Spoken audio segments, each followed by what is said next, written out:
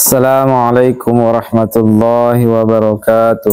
Waalaikumsalam warahmatullahi wabarakatuh. Innal hamdalillah nahmaduhu wa nasta'inuhu wa nastaghfiruh wa na'udzu billahi min shururi anfusina wa min sayyiati a'malina. May yahdihillahu fala mudilla lah wa may yudlilhu fala hadiyalah. Asyhadu an la ilaha illallah wahdahu la syarika lah wa asyhadu anna Muhammadan abduhu wa rasuluh. Ya ayyuhalladzina amanu taqullaha haqqa tuqatih wa la tamutunna illa wa antum muslimun.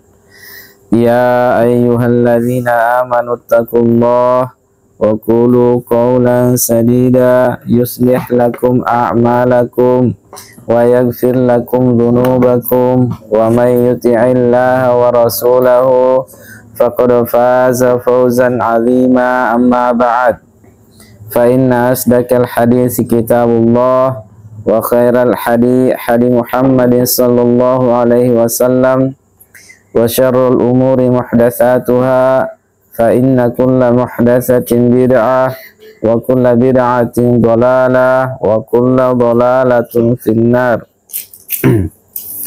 Alhamdulillah, kita bersyukur kehadirat Allah Subhanahu wa taala yang Allah Subhanahu wa taala kembali mencurahkan kepada kita berbagai macam rahmat dan karunia-Nya, sehingga di malam hari yang berbahagia ini Allah Subhanahu wa taala kembali pertemukan kita dalam rangka kita saling belajar dan mengajarkan tentang agamanya. Kita menghafalkan Al-Quran, kemudian mempelajari sunnah-sunnah Nabi Sallallahu Alaihi Wasallam, di mana dengan dua ilmu ini, yakni Al-Quran dan sunnah Nabi Sallallahu Alaihi Wasallam, ini adalah dua ilmu yang teragung, dua ilmu yang termulia, dua ilmu yang siapa yang memiliki dua ilmu ini, yakni ilmu Al-Quran dan sunnah Nabi Sallallahu Alaihi Wasallam yang dipahami oleh para sahabat Nabi Sallallahu Alaihi Wasallam, maka dia pasti selamat. Siapa yang memegang teguh dua perkara ini, maka dipastikan dia pasti selamat di dunia dan di akhirat. Adik-adikku sekalian, ketahuilah tidak ada satu agama pun yang Allah Subhanahu wa taala ridhoi di dunia ini kecuali Islam.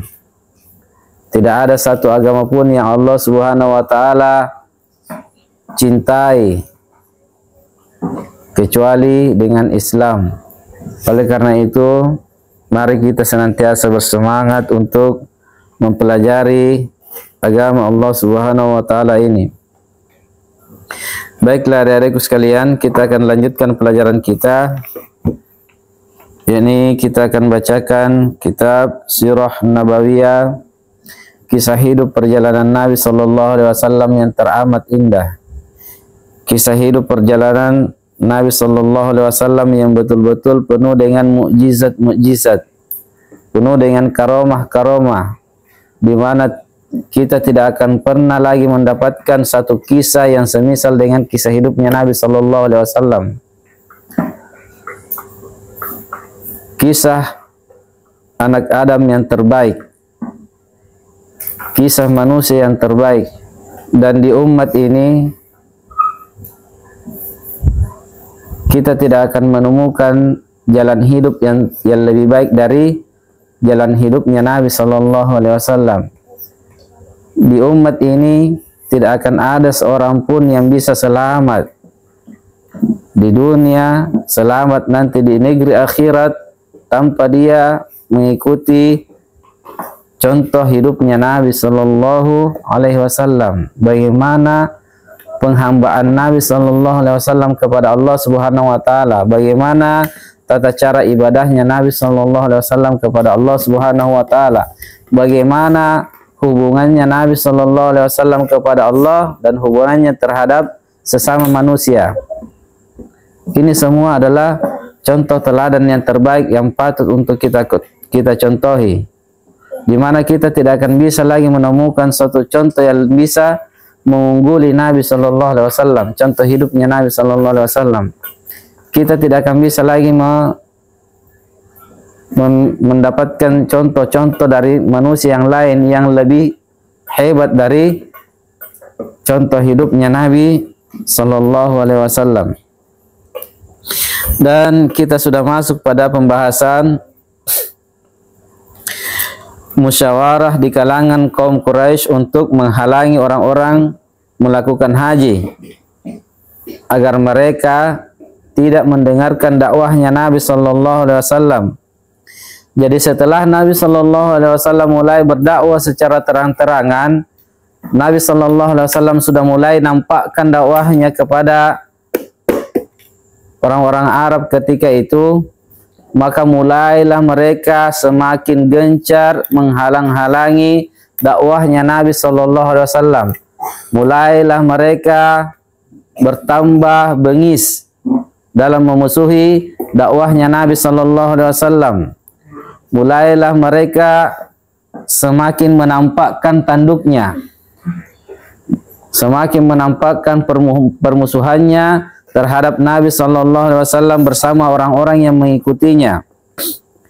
Ketika telah dekat musim haji, ketika sudah mau masuk musim haji, jadi haji itu orang-orang yang sebelum Nabi sallallahu alaihi wasallam itu sudah amalkan. Mereka sudah melaksanakan haji. Jadi haji itu bukan hanya di syariatnya Nabi sallallahu alaihi wasallam, tapi sebelum Nabi sallallahu alaihi wasallam syariatkan, mereka kaum musyrikin itu sudah melaksanakan haji duluan. Yakni mereka mengikuti syariatnya Nabi Ibrahim alaihissalam, namun mereka telah banyak merubah-rubah tata cara haji mereka. Mereka sudah tidak melaksanakan bagaimana tata caranya Nabi Ibrahim alaihissalam melakukan haji. Mereka sudah buat-buat sendiri. Jadi ketika sudah masuk musim haji, mereka mulai mengkhawatirkan jangan-jangan orang-orang yang datang berhaji ke Mekah itu dia nanti akan terpengaruh dengan ucapannya Nabi sallallahu alaihi wasallam. Karena Nabi juga gencar. Nabi setiap hari terus-menerus mendakwahi manusia. Setiap ada orang baru ataupun orang lama, Nabi sallallahu alaihi wasallam senantiasa menyampaikan agama Allah Subhanahu wa taala. Jadi ini yang dirisaukan oleh kaum musyrikin. Ini yang dikhawatirkan. Jangan sampai orang-orang yang baru datang ke Mekah itu mau melaksanakan haji, dia mendengarkan dakwahnya Nabi sallallahu alaihi wasallam lalu membenarkannya. Mereka gelisah. Maka tumbuhlah perasaan benci dan sakit hati orang-orang Quraisy atas semua yang didakwahkan dan segala yang mereka lihat dari Nabi sallallahu alaihi wasallam. Jadi mereka mulai membenci Nabi sallallahu alaihi wasallam dengan kebencian yang besar. Kemudian kekhawatiran itu semakin menjadi-jadi menjelang musim haji. Jadi ketika sudah mau masuk musim haji, mereka semakin khawatir lagi. Jangan-jangan akan semakin banyak orang-orang yang mengikuti Nabi sallallahu alaihi wasallam karena dakwahnya terhadap orang-orang yang akan datang berhaji tersebut. Maka mereka pun mulai mengambil sebuah tindakan. Maka berkumpullah beberapa orang dari mereka menghadap Al-Walid bin Al-Mughirah. Dia adalah orang yang dituakan dan ditokohkan di kalangan mereka, di kalangan bangsa Arab ketika itu. Kemudian Al-Walid bin Mughirah ini berkata kepada mereka, "Wahai orang-orang Quraisy, musim haji benar-benar kian dekat dan utusan orang-orang Arab akan datang kepada kalian di daerah ini. yakni mereka itu akan datang melaksanakan haji ke Mekah, ke Baitullah. Mereka pasti akan mendengarkan tentang temanmu ini, yakni Muhammad sallallahu alaihi wasallam. Maka kalian harus bersepakat dalam satu pendapat. Tidak boleh ada perbedaan sehingga sebagian kalian dengan yang lainnya saling mendustakan. Jadi mereka sudah mulai melakukan musyawarah, rapat, agar supaya mereka bisa semuanya bersepakat menghalang-halangi dakwahnya Nabi sallallahu alaihi wasallam, agar supaya mereka bisa bersatu padu dalam tindakan apa yang harus mereka lakukan dalam rangka menghalangi dakwah Nabi sallallahu alaihi wasallam ini. Karena kalau mereka berbeda-beda, berbeda-beda pendapat, maka mungkin saja orang-orang yang mereka ceritakan itu, yakni orang-orang yang di luar mau berhaji, mereka tidak percaya. Kalau misalnya dari si A mengatakan Nabi Muhammad sallallahu alaihi wasallam itu orang gila, datang lagi orang yang kedua dia itu orang penyair, datang lagi orang ketiga dia mengatakan dia itu tukang sihir. Akhirnya mereka berbeda-beda pendapat, akhirnya orang tidak mempercayainya. Jadi di sini mereka melakukan musyawarah agar bisa menyatukan pendapat, agar mereka semua satu kata dalam memberikan ejekan kepada Nabi sallallahu alaihi wasallam. Maka mereka pun orang-orang pun berkata kepada Al-Walid bin Mughirah, engkaulah yang terlebih dahulu berbicara dan berilah kami pendapat apa yang bisa kami ikuti. Jadi mulailah mereka menunjuk Al-Walid ini untuk mengeluarkan pendapatnya. Maka Al-Walid bin Mughirah pun menjawab, tidak, justru kalian berbicaralah terlebih dahulu biar aku mendengarkannya. Kemudian mereka pun mulai berkata, mengeluarkan pendapat. Pendapat yang pertama yang mereka keluarkan adalah mereka mengatakan, kita katakan saja bahwa Muhammad itu dia adalah seorang dukun. Ini usulan pertama dari mereka. Kalau begitu kita katakan saja dia adalah dukun. Kemudian Al-Walid bin Mughirah pun mengatakan dia itu tidak pantas disebut dukun, tidak cocok kalau kita sebut Muhammad itu adalah seorang dukun. Kenapa? Karena kita telah melihat banyak para dukun, sedangkan dia itu tidak punya amalan-amalan seperti para dukun. Dan dia pun tidak punya mantra-mantra seperti yang biasa yang dibaca-baca sama dukun-dukun itu. Dia tidak punya mantra-mantra yang seperti itu. Jadi tidak cocok kalau Nabi Muhammad SAW itu disebut sebagai dukun. Karena dia tidak punya amalan-amalan seperti dukun, tidak punya ilmu-ilmu santet, dan dia juga tidak punya mantra-mantra yang biasa dibaca oleh para dukun-dukun. Kemudian usulan yang kedua, mereka katakan, kalau begitu kita sebut saja dia adalah orang gila. Coba lihat, Nabi digelar sama mereka itu orang gila. Padahal dulunya Nabi SAW digelar sama mereka adalah seorang yang al-amin, terpercaya, orang yang paling jujur.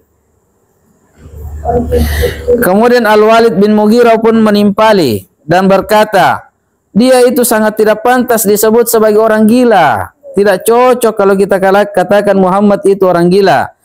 Kita telah melihat dan tahu perilaku orang-orang gila, sedangkan dia tidak memiliki perilaku seperti perilakunya orang gila. Orang gila itu sering mencekik lehernya, sering bersikap linglung, dan orang gila itu kadang berbicara sendiri-sendiri. Sedangkan Muhammad itu tidak seperti itu kelakuannya. Dia tidak seperti orang yang gila. Maka jangan bilang dia orang gila. Tidak cocok. Kemudian usulan ketiga, mereka mengatakan lagi, kalau begitu kita sebut saja dia sebagai seorang penyair, tukang puisi, tukang penyair. Kemudian kembali Al-Walid bin Mughirah mengatakan, tidak, dia tidak pantas disebut sebagai seorang penyair. Sungguh kita seluruhnya sudah mengenal berbagai macam jenis syair, baik itu dari syair rajaz, hajaz, qarid, maqbud maupun mabsud. Sedangkan yang dibawanya, yang sering dibacakan oleh Muhammad itu tidak seperti itu, bukan syair, tidak seperti syair. Jadi dia tidak pantas dikatakan sebagai seorang penyair. Kenapa? Karena Al-Quran dan syair itu tidak sama. Al-Quran yang sering Nabi SAW bacakan kepada mereka betul-betul menusuk hati-hati mereka.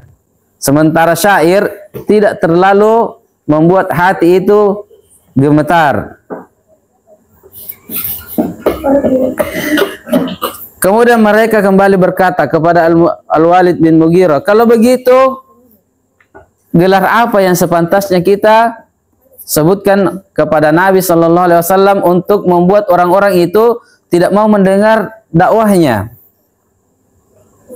Kemudian dia pun mengatakan, Nabi Muhammad itu tidak pantas disebut sebagai seorang penyair.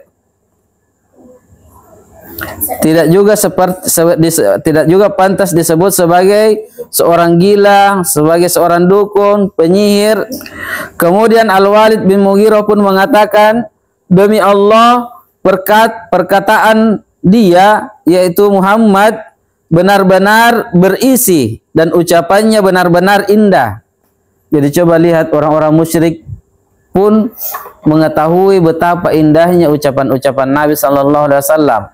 Kalam-kalam yang Nabi SAW bacakan kepada mereka itu, mereka sendiri yang merupakan musuh kebuyutannya Nabi tidak bisa ingkari bahwa betul-betul indah apa yang Nabi SAW bacakan kepada mereka, mengalahkan semua keindahan syair-syair mereka. Karena yang Nabi SAW bacakan kepada mereka itu adalah Al-Quran, langsung kalamnya Allah Subhanahu wa Ta'ala. Jadi siapa yang bisa melawan, siapa yang bisa menantang, siapa yang bisa menandingi kalamnya Allah Subhanahu wa Ta'ala, Al-Quran? Tidak akan ada yang bisa menandinginya. Mereka sendiri mengakui sungguh yang Nabi SAW ucapkan itu adalah sesuatu yang sangat berisi dan sangat indah. Kemudian dia juga mengatakan pangkalnya adalah tandan yang bercabang dan cabangnya adalah buah-buah yang telah matang. Tidaklah kalian mengatakan sesuatu julukan tentang dia, yakni Muhammad SAW, kecuali perkataan kalian itu tidak pas disandangkan kepadanya.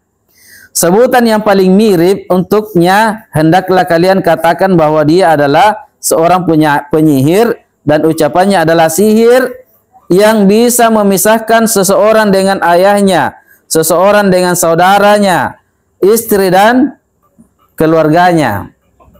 Jadi usulan dari Al-Walid ini, dia mengatakan yang paling miripnya saja, yang paling mirip saja kita sebut saja dia sebagai seorang yang penyihir, yang ucapannya itu mampu membuat seseorang itu berpisah antara suami dengan istrinya, mampu membuat seseorang itu saling membenci antara ayah dan anaknya, antara ibu dan anaknya, antara dia dengan saudaranya. Kenapa? Karena memang Al-Quran itu adalah pembeda. Memang yang Nabi SAW bawakan itu agama Islam ini, ajaran agama Islam ini, dia tidak akan bisa dikumpulkan di dalamnya antara cinta terhadap keimanan dan cinta terhadap kekafiran. Tidak bisa. Jadi kalau ada satu dari anggota keluarga yang beriman, dia tidak akan sinkron itu dengan keluarganya yang kafir. Tidak akan bisa mereka saling menyayangi antara orang yang beriman dengan orang-orang kafir. Kenapa? Karena kata Allah Subhanahu wa taala dalam Al-Qur'an, Allah Subhanahu wa taala berfirman, "La tajidu qauman." Kalian tidak akan pernah mendapati sebuah kaum yu'minuna billahi wal yaumil akhir, yang mereka itu beriman kepada Allah Subhanahu wa taala dan negeri akhirat, dan mereka juga mencintai orang-orang yang memerangi Allah Subhanahu wa taala dan Rasulnya. Jadi Nabi sallallahu alaihi wasallam, Allah Subhanahu wa taala katakan, kalian itu tidak akan pernah mendapati sebuah kaum yang mereka itu beriman kepada Allah dan hari akhir, kemudian mereka juga saling berkasih sayang terhadap orang-orang yang memerangi Allah Subhanahu wa taala dan Rasulnya. Jadi di zamannya Nabi itu, adik-adikku sekalian, betul-betul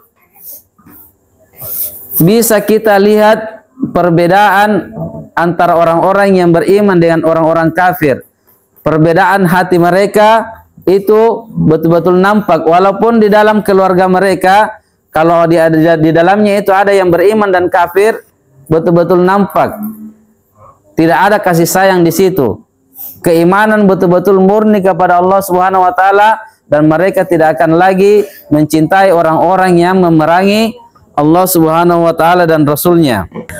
Jadi mereka pun di dalam musyawarah mereka ini, mereka pun mulai menetapkan bahwa kita akan menyebut-nyebut Nabi Muhammad sallallahu alaihi wasallam itu sebagai orang-orang yang penyihir, dan sihirnya itu bisa memisahkan antara seseorang dengan orang tuanya, seseorang dengan keluarganya, dan seseorang dengan kerabat-kerabatnya. Kemudian mereka pun mulai bubar berbekal kesepakatan tersebut. Jadi bubarlah mereka dengan kesepakatan ini. Mulailah mereka duduk di jalan-jalan yang dilalui oleh orang-orang yang hendak menunaikan haji. Jadi di jalan jalur-jalur masuknya Mekah itu, mereka di situ duduk-duduk menunggu kalau ada orang yang mau melakukan haji, dia tahan dulu, tunggu dulu. Kemudian mereka mulai menceritakan tentang kejelekan-kejelekan Nabi sallallahu alaihi wasallam. Mereka mulai menceritakan bahwa Nabi itu begini-begini, dia itu adalah penyair. Jangan kamu dengarkan kata-katanya. Kalau kamu dengarkan kata-katanya, nanti kamu tersihir, nanti kamu bisa berpisah dengan keluargamu. Jadi orang-orang sebelum masuk ke Mekah, mereka sudah didoktrin duluan oleh kaum musyrikin. Sudah dirasuki oleh kaum musyrikin bahwa di dalam itu ada orang penyihir begini, namanya ini. Jangan dengarkan ucapannya. Kalau kamu dengarkan nanti begini, begini, begini. Sementara Nabi sallallahu alaihi wasallam setiap harinya juga menggencarkan dakwahnya. Jadi manusia dilarang, dihalangi untuk mendengarkan dakwah Nabi sallallahu alaihi wasallam. Apa yang Nabi sallallahu alaihi wasallam ucapkan tersebut. Mereka menghalang-halangi manusia di jalan-jalan jalur masuknya Mekah. Kemudian kepada setiap orang yang ditemuinya, selalu mereka ingatkan dan ceritakan tentang Nabi sallallahu alaihi wasallam, sehingga banyak orang yang mengetahuinya sebelum melihat dan mendengar langsung dari Nabi sallallahu alaihi wasallam. Jadi mereka mengira apa yang mereka lakukan ini, usaha yang mereka lakukan ini adalah usaha yang betul-betul tepat untuk membuat orang lain itu tidak mendengar dakwahnya Nabi sallallahu alaihi wasallam. Padahal ini salah. Dengan perbuatan mereka ini, akhirnya manusia pun lebih dahulu sebelum mengenal Nabi, dia sudah lebih dahulu mendengar informasi tentang, oh ternyata ada orang yang seperti ini di sana, ada orang yang didatangi oleh malaikat Jibril, diberikan wahyu, ternyata ada Nabi di sini. Mulailah berita itu menyebar ke negeri-negeri bahwa ada seorang Nabi di Mekah. Mereka sendiri yang menyebarkan berita ini. Sebelum mereka mengenal Nabi sallallahu alaihi wasallam, akhirnya mereka telah mendengar duluan tentang keadaan Nabi sallallahu alaihi wasallam. Ada seorang sahabat yang bagus ceritanya, kisahnya.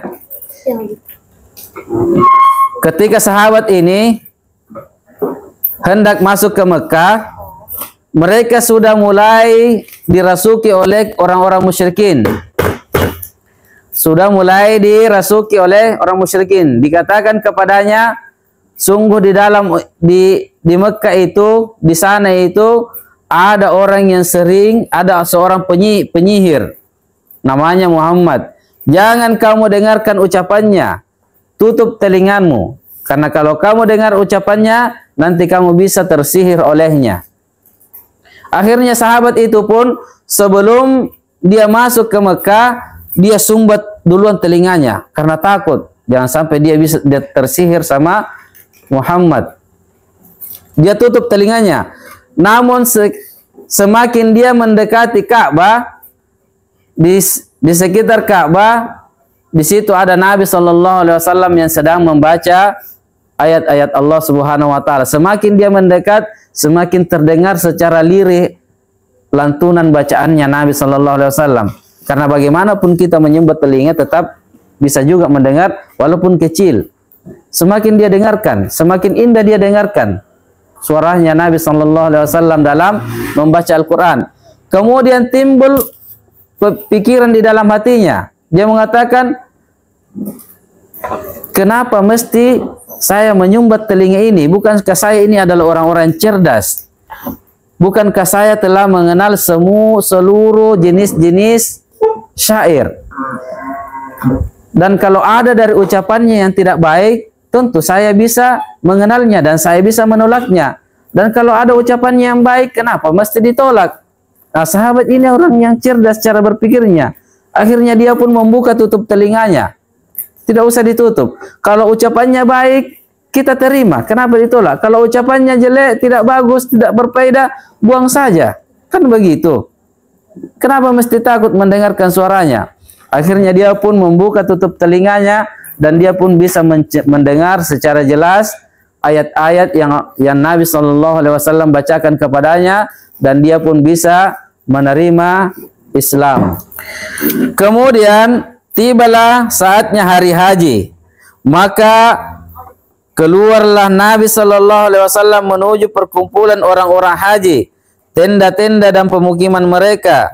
Nabi SAW mulai mengajak mereka kepada Islam dan mengatakan kepada mereka, wahai sekalian manusia, katakanlah tidak ada Tuhan yang berhak disembah kecuali Allah, maka kalian akan selamat.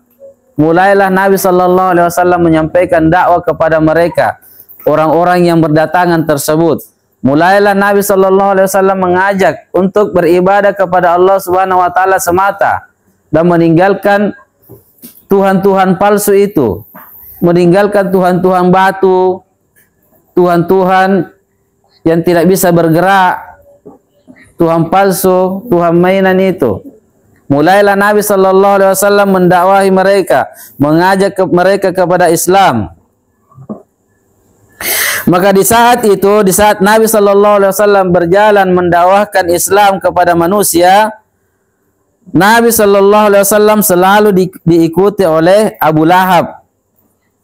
Selalu juga ada di belakangnya Abu Lahab yang mengatakan jangan dengar, yang selalu mendustai Nabi SAW.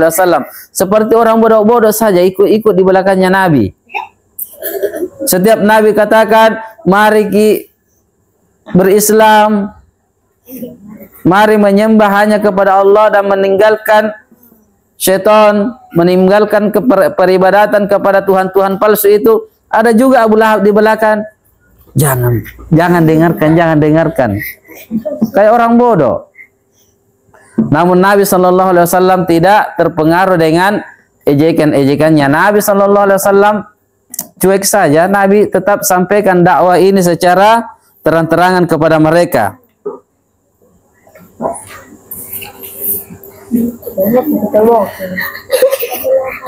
Kemudian ringkas cerita, pulanglah orang-orang Arab dari menunaikan haji. Mereka pun sudah melaksanakan haji, kemudian mereka kembali ke kampung halaman mereka masing-masing dan menjadi tahu mereka tentang perkara Nabi SAW. Kemudian tersebarlah pembicaraan tentang Nabi Sallallahu Alaihi Wasallam di seluruh negeri-negeri Arab. Mulailah Nabi Sallallahu Alaihi Wasallam dikenal di bangsa Arab ketika itu, karena orang-orang yang datang berhaji ini mereka semua kan banyak dari berbagai daerah. Setelah mereka pulang ke kampung mereka masing-masing itu pasti cerita, oh di sana itu ada begini begini begini. Ada juga orang yang mencela-celanya, kayak orang bodoh saja. Jadi apa yang dilakukan oleh kaum musyrikin ini, yang mereka menyangka bisa meredam dakwahnya Nabi Sallallahu Alaihi Wasallam, ternyata apa yang mereka lakukan itu justru membantu dakwahnya Nabi Sallallahu Alaihi Wasallam. Justru Nabi Sallallahu Alaihi Wasallam semakin viral dakwahnya. Mereka sendiri yang viralkan, mereka sendiri yang mulai menyebarkan ke sana kemari tentang, oh ada itu orang yang mengaku sebagai Nabi tapi dia itu begini-begini. Jadi mulailah orang-orang di bangsa Arab itu mulai mengenal tentang berita Nabi Sallallahu Alaihi Wasallam. Baik, sampai di sini dulu. Subhanakallahumma wa bihamdik, asyhadu an la ilaha illa anta, astaghfiruka wa atubu ilaik. Assalamualaikum warahmatullahi wabarakatuh.